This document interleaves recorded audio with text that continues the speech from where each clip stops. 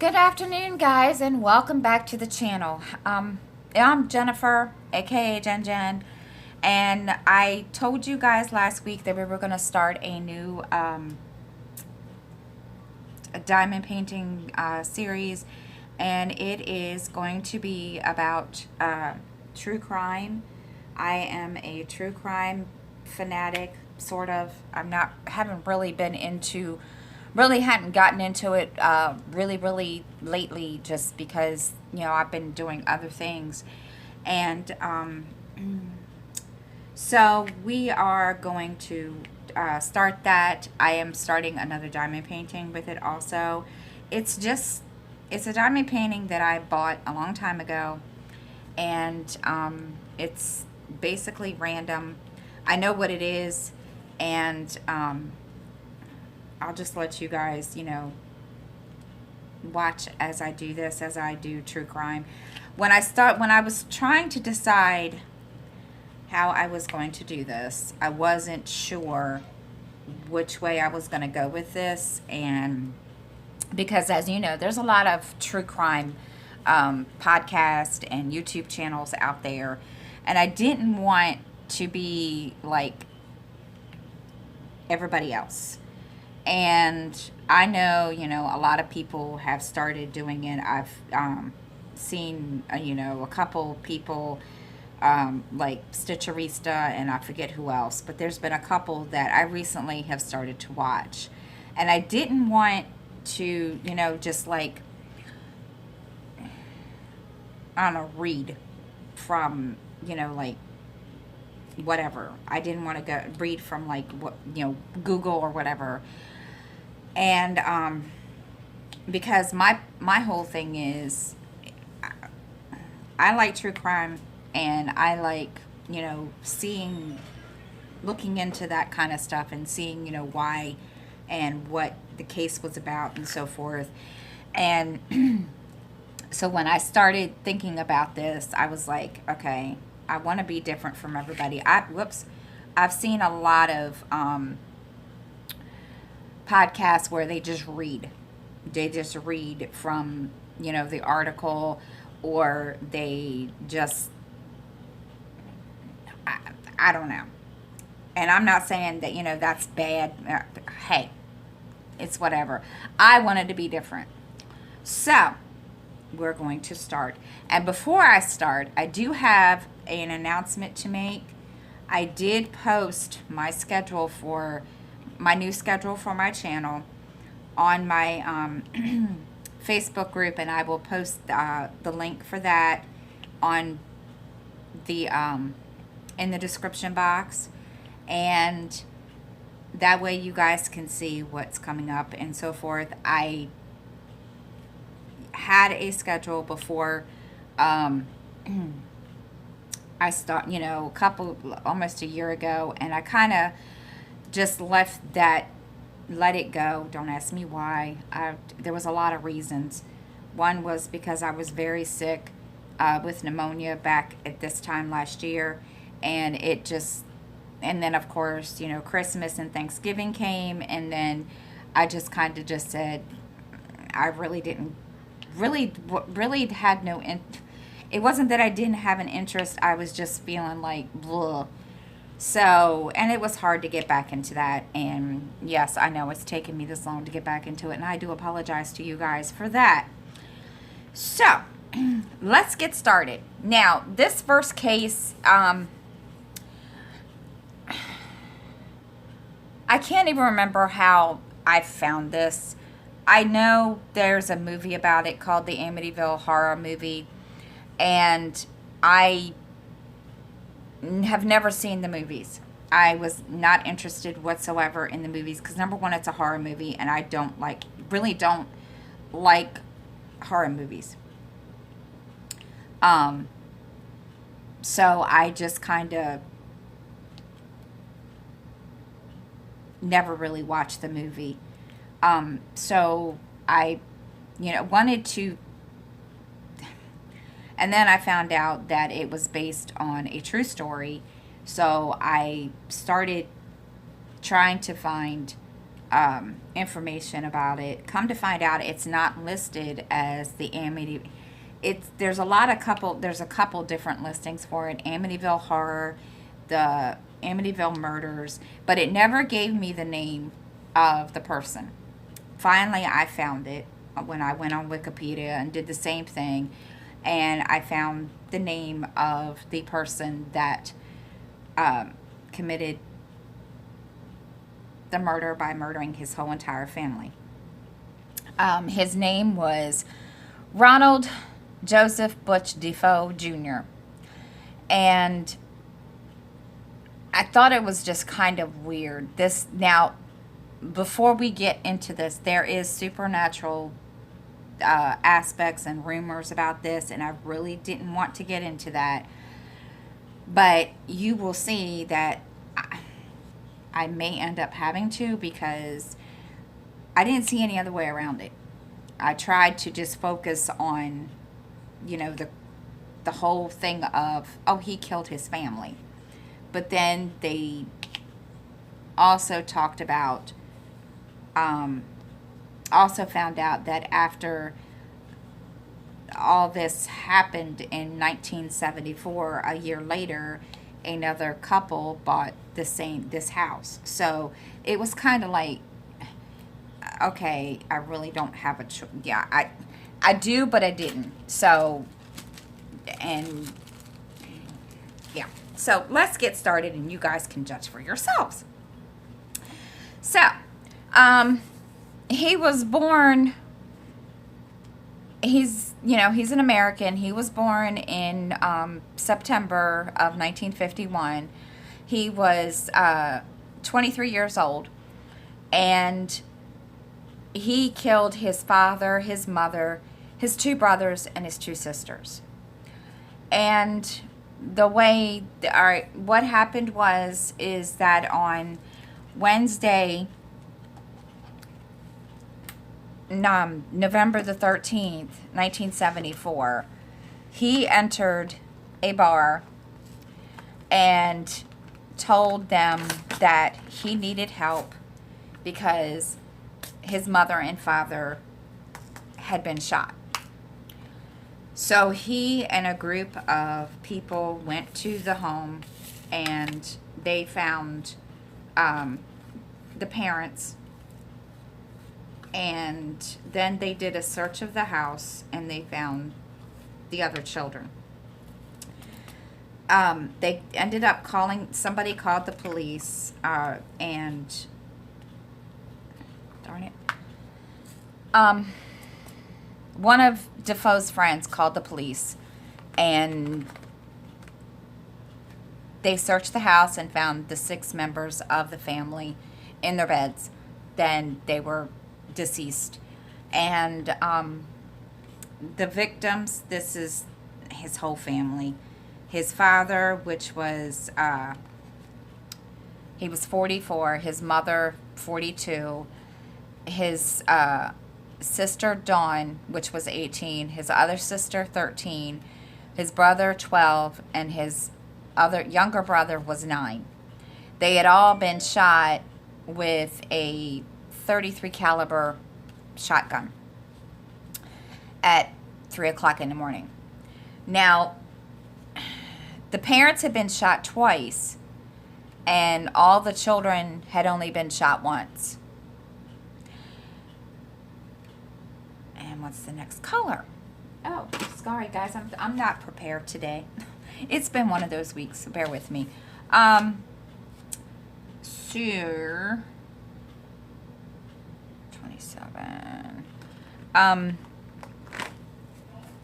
The evidence had suggested that the mother was still alive when the mother and one of the children, which was Allison, was still alive when they died at the time of their deaths.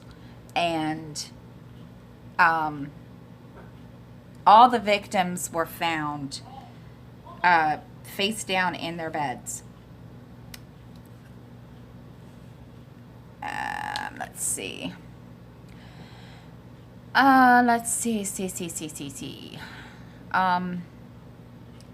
Now, Ronald Jr. was ended up taken to the police department because for his protection, because he claimed that this was a mob hit.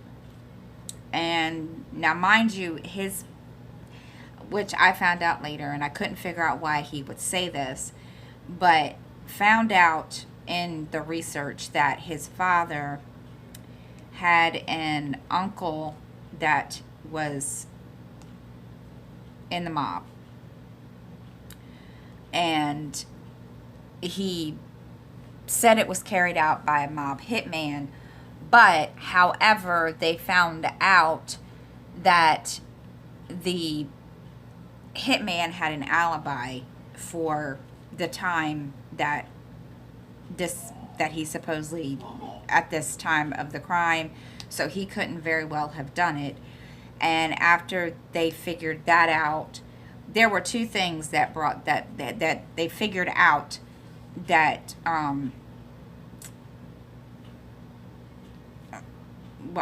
Ronald Jr.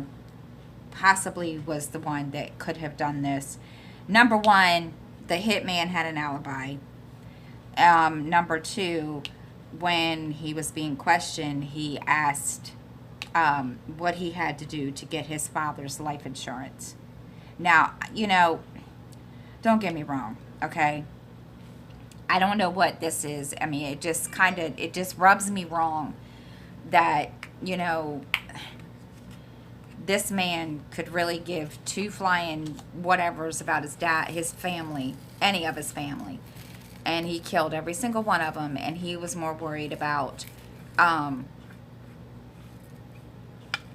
insurance policy. And see, to me, as soon as he asked that question, to me, that would have been, okay, obviously you have something to do with this.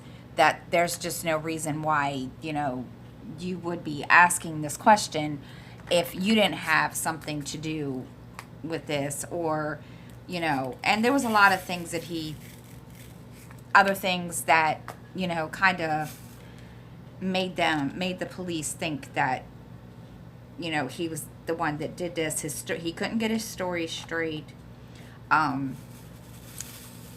First it was, the mob was doing this. Then he basically said his sister did it and that he wasn't there. But then eventually he did, kind of just come out and confess to the whole crime. But, and he told them where the weapon and, all the evidence, like the bloody clothes and stuff, were at that point. What gets me is, after he did this, after he killed his parents and his brothers and sisters, he goes and gets in a bathtub and takes a bath and goes to work like nothing ever happened. That's what I'm totally confused by. I mean, to me, it's just, I mean, I know he probably had no remorse whatsoever about what he did, but still, it just kind of blew me away.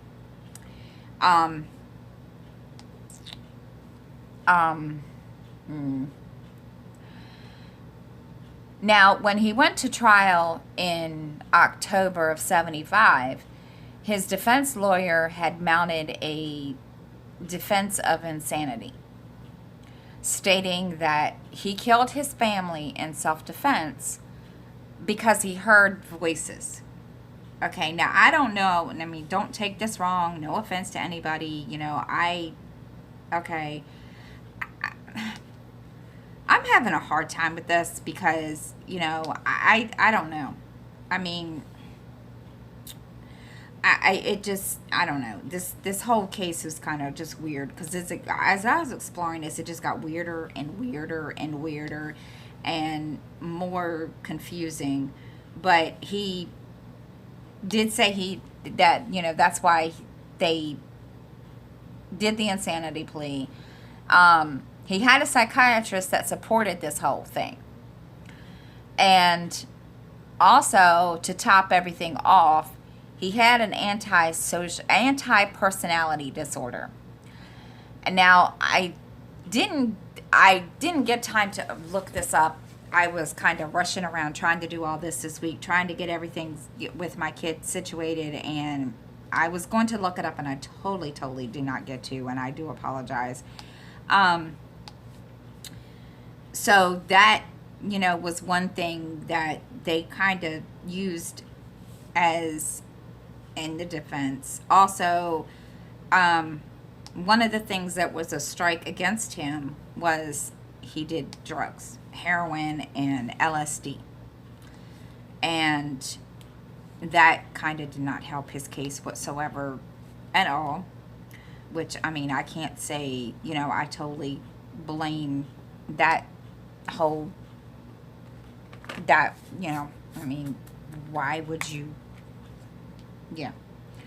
So, and I missed 2 symbols when I was doing this. So bear with me, guys. I gotta put this.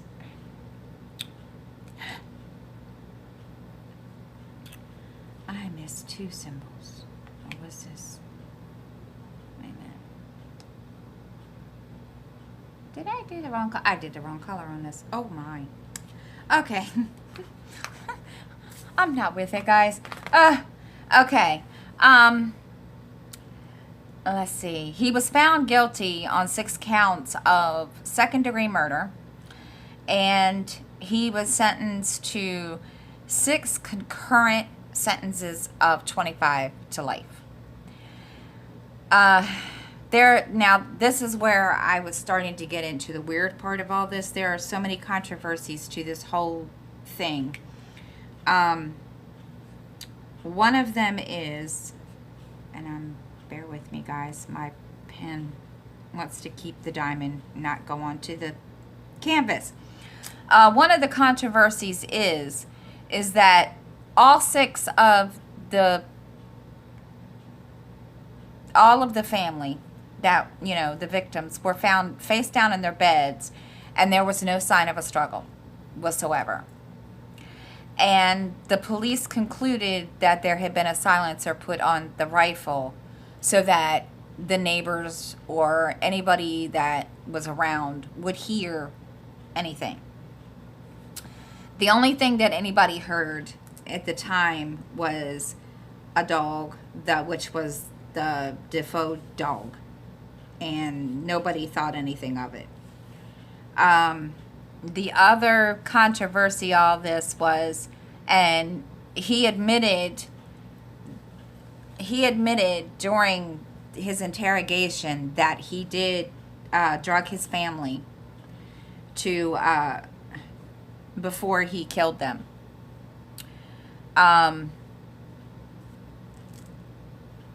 Now, the other thing is, they said that he had a very, very violent relationship with his father, that his father was physically and verbally abusive, and that he snapped.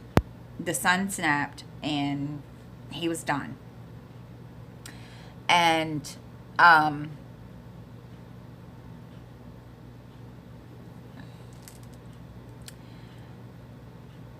which, okay, again, I'm, like I said, there's a lot of things that I just did not know about this case, and I kind of, as I was looking into it, I was just shocked at how many different, controversies there are to this case, besides the, the horror part of it and the movie part of it, because it was just like, okay, and a lot of it can be explained, there's some of it that can't. Now, he did an interview in 1986, and he claimed that his sister, Dawn, killed their father, and then the mother killed all the siblings. Or no, excuse me. Killed their father and then their mother, And then, no, I've got this written down wrong. Sorry. He claimed that his sister killed their father, and then their mother had killed all the kids before he killed her.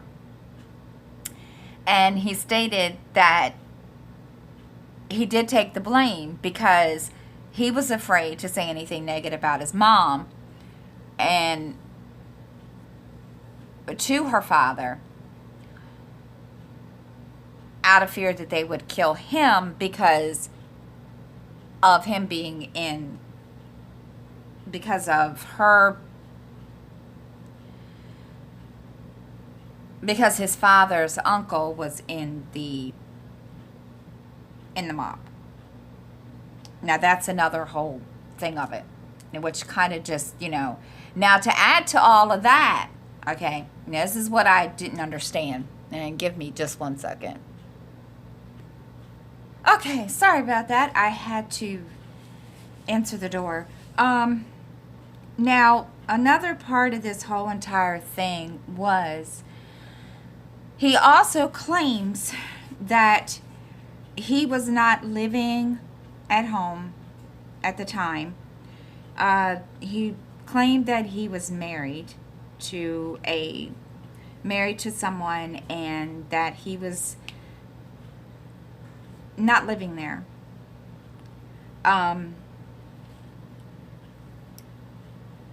He said that his mother had called him and asked him to come home to break up a fight between the sister Dawn and their father.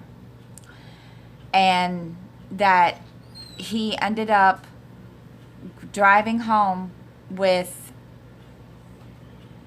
his brother-in-law,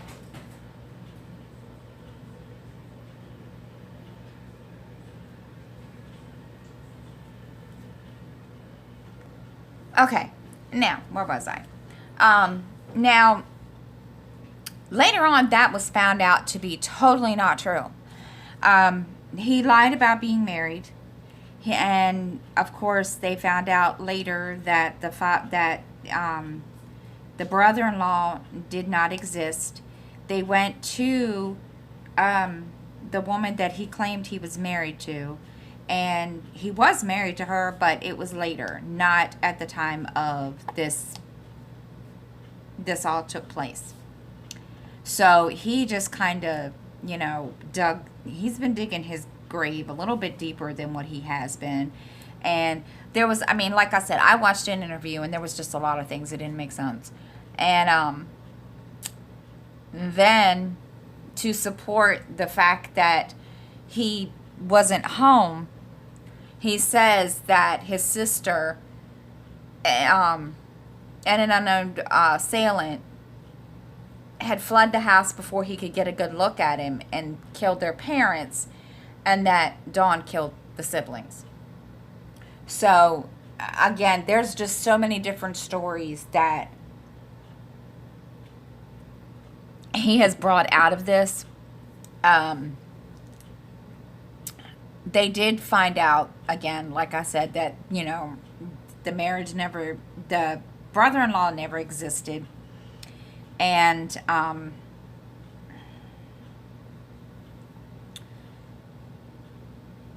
this is where it starts to get weird. Now, this has been a year after all of this.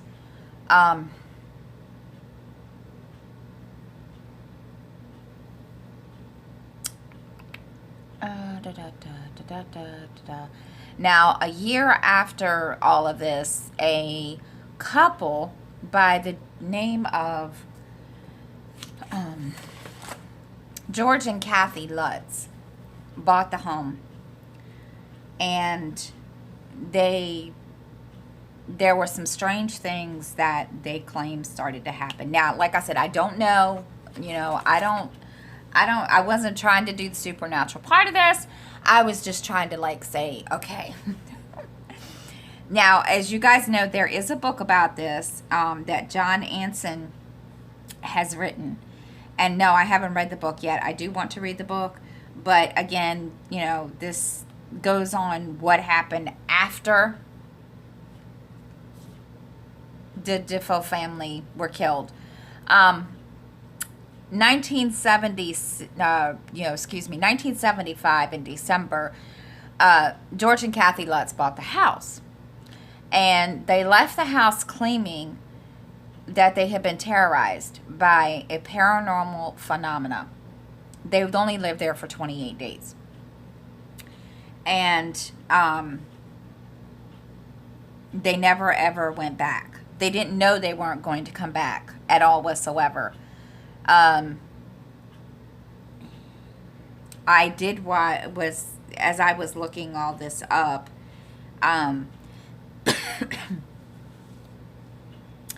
there are a couple of videos.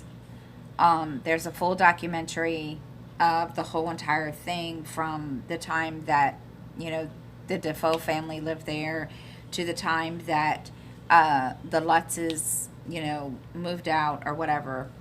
And there is a part in this, and I just kind of wasn't really listening and wasn't really watching. I had it on, trying to do other things in the process, but because I wasn't really interested in this part of the thing, but in part of this case. But it's just weird. I'm sorry. I don't like, again, I am not into horror movies. I like supernatural stuff.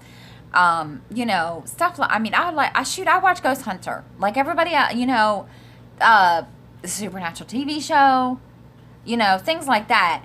But I've never really actually had it happen to me. So it just this kind of thing just freaks me out, especially when, but, anyway, I know I went all off topic there, but anyway, they said somebody was exploring the house and they found a room that was about big enough for two people. Probably basically like a size of a closet or maybe a possible bathroom. I don't know. It doesn't say. And the walls were blood red, which, okay, that's just not creepy in itself. Now,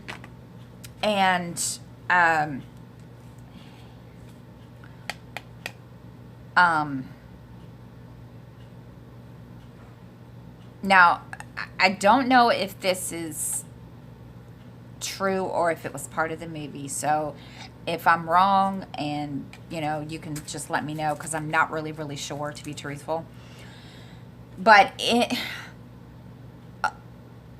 one of the rumors that's going around, again, is that the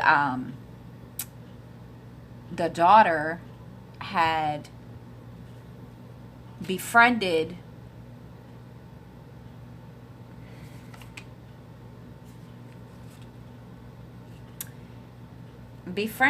a pig with red eyes.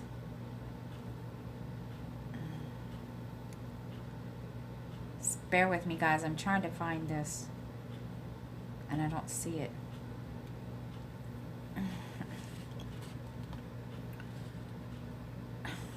I have no clue. They don't even have those listed on here. You're serious right now?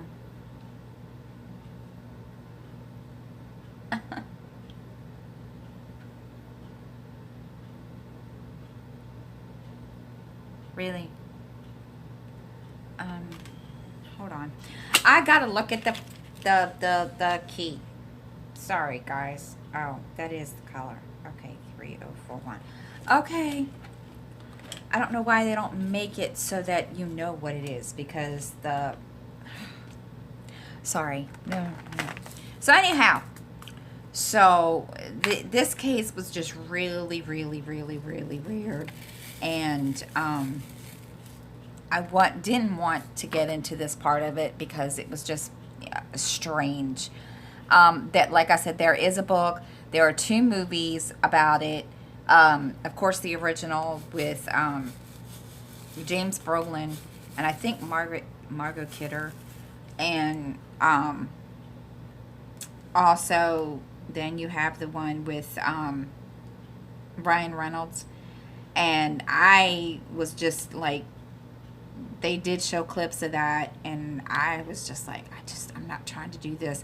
But, like again, after researching this case and looking through all this stuff on Wikipedia and YouTube, you really can't talk about this murder and this, of what he did without bringing this up, because it ties all into this. And I was just, will I watch it? No, because I just don't. I don't like horror movies. I never have, never will.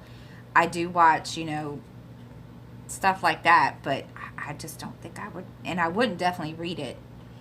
But he's tried a couple of times to get out of the convictions, and of course, with all the different stories that he's had, that he's given versions of what happened, he's not going to get out of it. There's just no way. Now, I know he's still in prison now, and now, as for the Lutzes, I think I saw a video on YouTube, and it was an interview, but I did not watch that. But this whole case was just strange. It was weird. It was sad. And I didn't know what else to say about it, because I was just kind of like, okay, what do I do? Because,